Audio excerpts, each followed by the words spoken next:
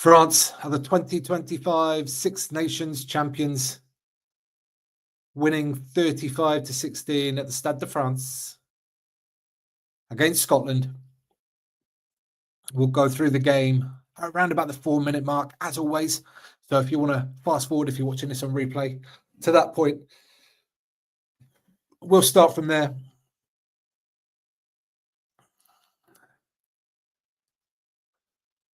Lots of celebrations going on the Stade de France pitch.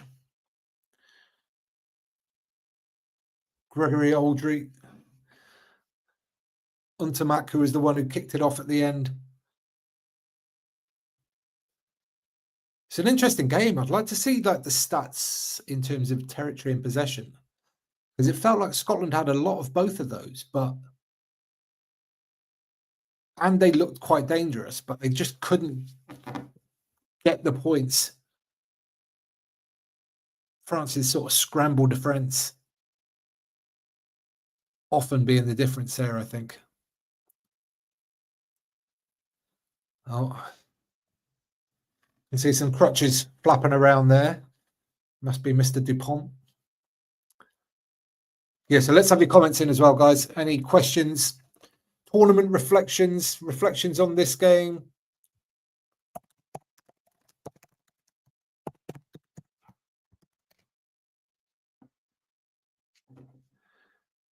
And yeah, we'll get going about the 4-minute mark as usual. There's a confirmation of the table. France on 21 points with this bonus point win. Ahead of England in second, Ireland in third, Scotland, Italy, and Wales with just the 3 bonus points for their efforts this championship. Let me know what you're drinking as well. I'm on the Nishisko again. Nishisko, I think it's called.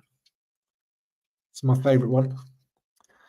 Yoram Moefana, player of the match today. Scored that great try. And actually, I've always thought of him as just a very understated player, like a facilitator. But last week and this week, last week even more so, but both games, I think he's been showing a different level of kind of power and aggression and just impact. I've just noticed him a lot more the last 2 weeks. He's been excellent. Cheers.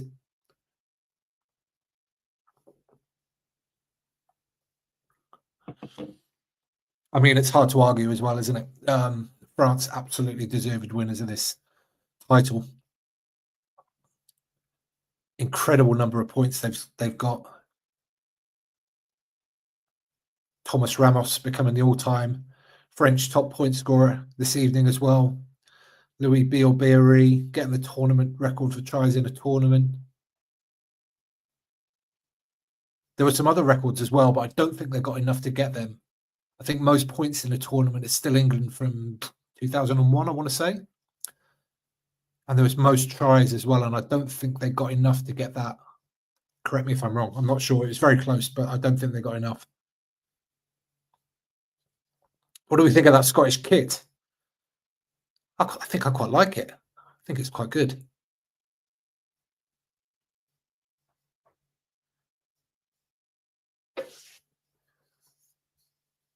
But definitely times in this game where it could have gone more Scotland's way, that's for sure.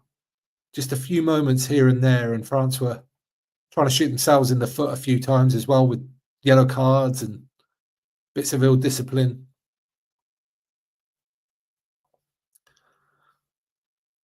They're going off through the tunnel now. Okay, let's get going. Let's analyze this game. I'm going to keep the screen open there because we'll talk through the trophy lift as well when that happens. I've got to say, first impression of this game was that how relaxed Scotland looked during the anthems. I mean, Finn Russell always looks relaxed, but I thought a lot of the other players did as well. I don't know if that was kind of their theme for this week, like really go out and enjoy it. We've got nothing to lose. Let's go and perform. Let's go and try and ruin the party and make sure we have fun doing it.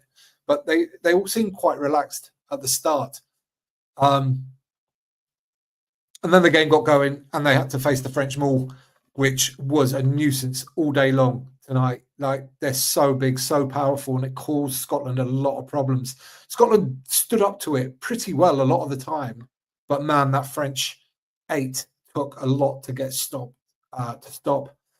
Early doors, though, it was very apparent that both teams were here to play. Scotland were moving the ball a lot, and France, whenever they got opportunities as well, were looking to play to space too. So it was entertaining, I would say. Definitely a very entertaining game. And after 12 minutes, the big French maul continued. It was collapsed by Jamie Ritchie, and that got him a yellow card. Shortly afterwards, Fiku created a try for Moefana, and that was 10-0. Yeah, it was a back. Fiku went through a little gap, didn't he, and sort of passed round the back of somebody for Moefana to get over very close to the sticks.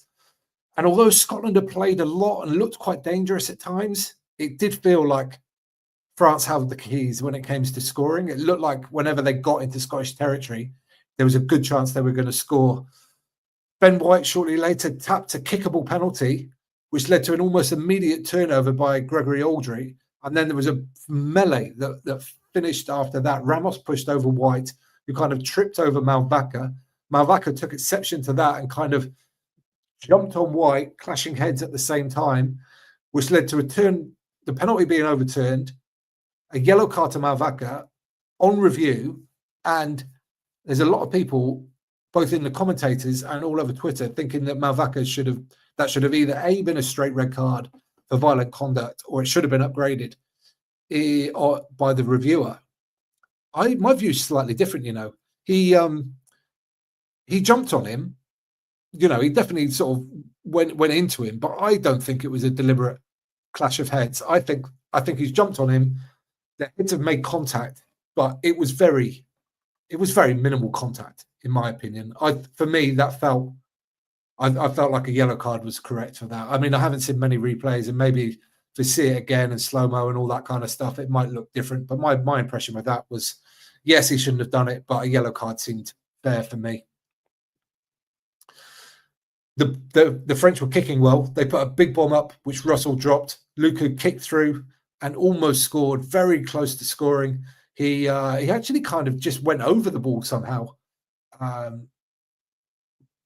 that led to a 5-meter scrum. France kicked another penalty shortly afterwards for 13-3, and it just felt like, it felt like France were always going to be capable of keeping the lead, but at the same time, it also felt like Scotland were looking quite dangerous. Like they were moving the ball a lot. They were finding space. Kinghorn was having one of his better games, even by this early stage. And eventually, after a period of play where during that period, it looked like Scotland weren't going anywhere particularly quickly. Suddenly, Russell found a hole for Darcy Graham to scoot through. Hang on a second, just got to do this off.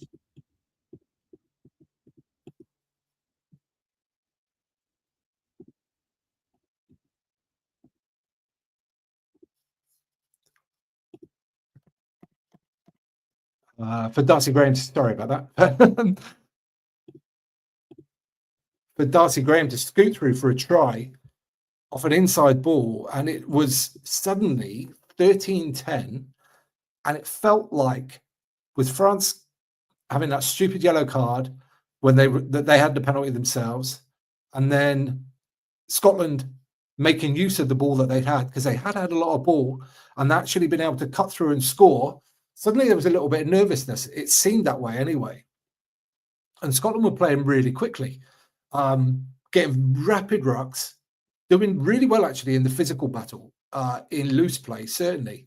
They managed to dominate contacts when they had the ball, and a lot of real fast play led to an offside by Grow, the prop, which was one of 4 penalties in that set of play.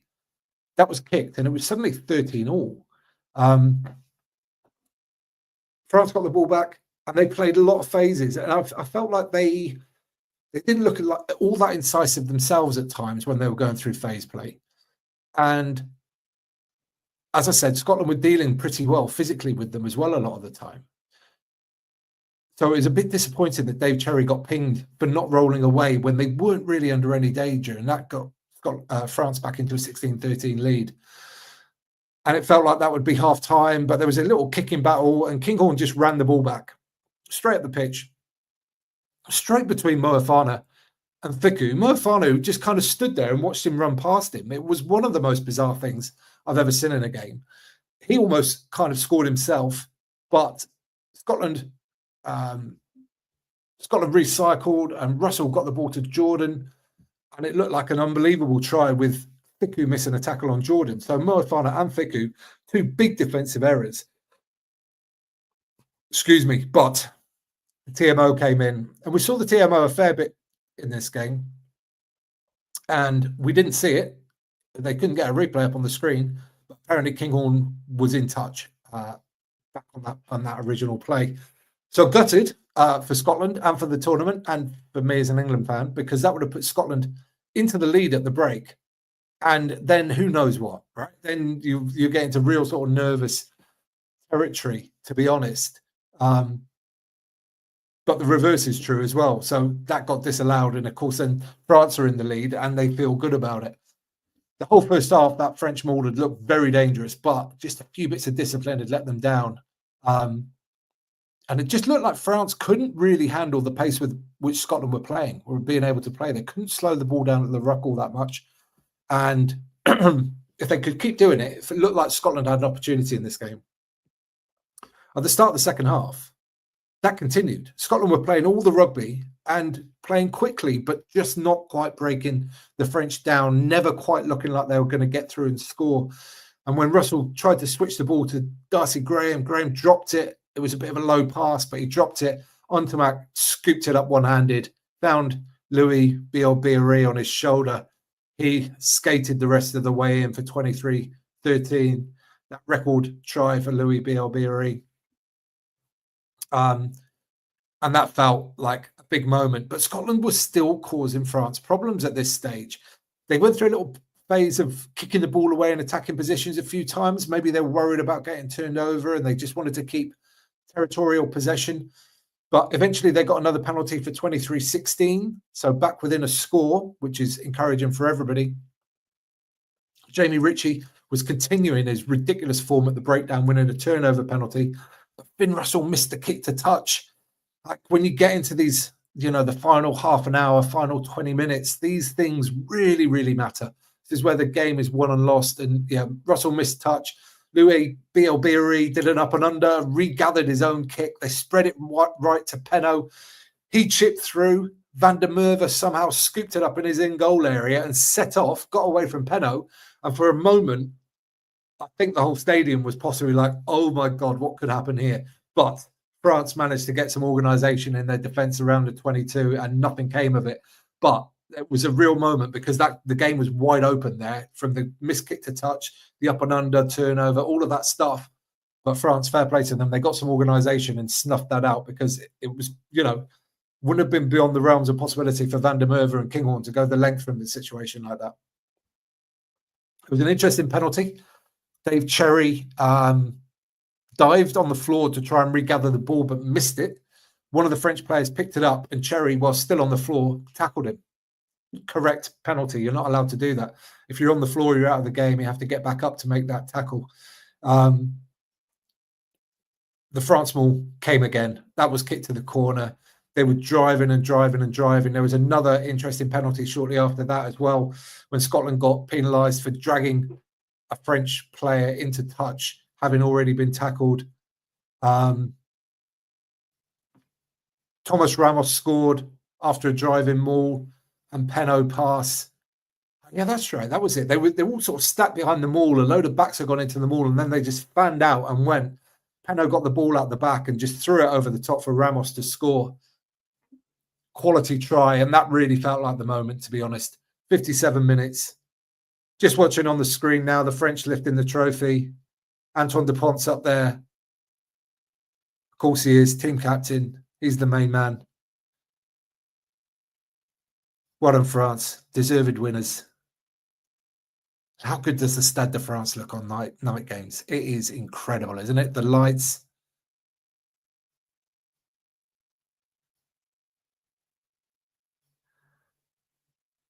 Well done, France. Deserved winners, and there's probably more championships to come, you would think, wouldn't you, for this French team? There seem to be just depth that only South Africa can probably match or come anywhere close to. It'll be a fun night in Paris tonight, I'm sure. Moefana got his second try shortly afterwards after a run by Louis Bielbieri and a Fiku pass, 35-16. And to be honest, the game kind of fizzled out a little bit after that. There was a big hit by Bielbieri. Again, man, the guy is just, for a winger, he gets himself involved with the game so often. He hit Russell so hard. Didn't quite, it was given as a penalty, I think, for just going slightly past the horizontal, but Finn Russell's boot hit Hugh Jones in the mouth at the same time, which is friendly fire. And when you don't see those coming, they hurt so much more, I think. Scotland was still trying. There were some big carries by the forwards. I thought both the Ferguson boys carried really, really well, and both props I thought were great for Scotland. They've really come on these last few weeks. Ferguson with another 80-minute performance. It's absolutely remarkable for a tight head prop. And that's it. That brings the end of the 2025 Six Nations. It's been emotional. It's been tiring. France, the victors. England came through for got to be said, after a couple of weeks, you'd have been struggling to see them being 4 from 5 at the end and second place finish. But they did, and they played well today, so fair play to them. All the fireworks going off now as well. Yeah, fantastic. Well done, France. Okay, thank you very much for watching. Really appreciate it. If you give the video a thumbs up, I would appreciate it. People watching later will then catch it easier. And if you haven't subscribed, do that as well. That would be fabulous. And I will be back with you with more content soon. I mean, we're going to be doing the best tries of this week. We're going to be doing the referee review video. We got 3 match report videos coming out tomorrow. I'm going to be speaking with Hugh Jones. Poor Hugh. I'm sure he's going to be miserable tomorrow, although he's quite realistic with all this kind of stuff. Who else am I talking to? I'm talking to Elko about the Ireland game. Oh, and Bruce Aitchison about the Scotland game, this Scotland-France game. So it'd be great to hear from him. He has always got plenty of opinions, so that would be a good one. Look out for that one. And peace.